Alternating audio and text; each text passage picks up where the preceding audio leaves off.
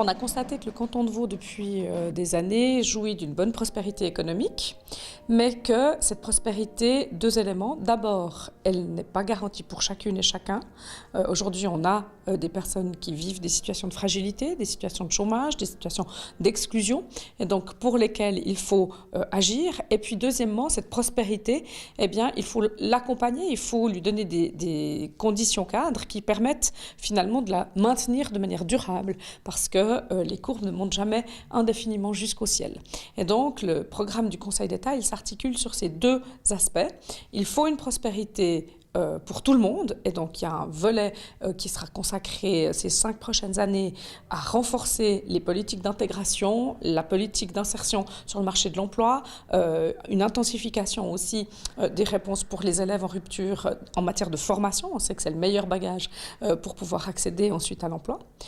Deuxième élément, c'est tout ce qui relève de la formation continue, de l'adaptation finalement aux métiers qui évoluent.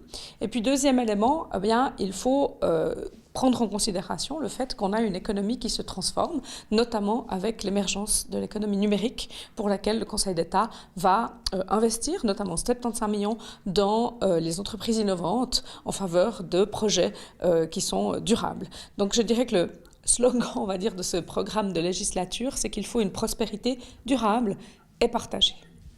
C'est un programme de législature qui s'accompagne d'investissements, en moyenne 700 millions de francs par année. Quelles sont les grandes lignes ? Alors le Conseil d'État joue pleinement son rôle d'accompagnement de cette croissance du canton. On a une croissance démographique sur laquelle on compte pour assurer finalement de manière durable l'équilibre de la pyramide des âges.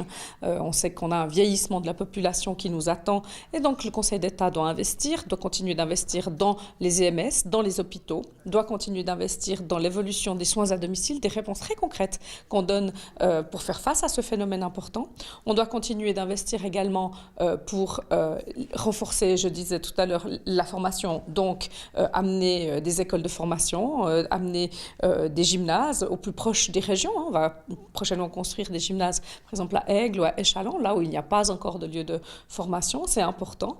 On va continuer d'investir dans les prisons, parce que la sécurité publique, c'est un élément qui nous tient à cœur. On voit aujourd'hui qu'on a un défaut de places de détention, et donc on doit répondre à cette préoccupation légitime de nos concitoyennes et de nos concitoyens. Et puis, on va naturellement investir dans les infrastructures routières, infrastructures de transport. Et donc, voilà, on a l'ensemble de ces charges pour répondre finalement aux besoins d'évolution de la société.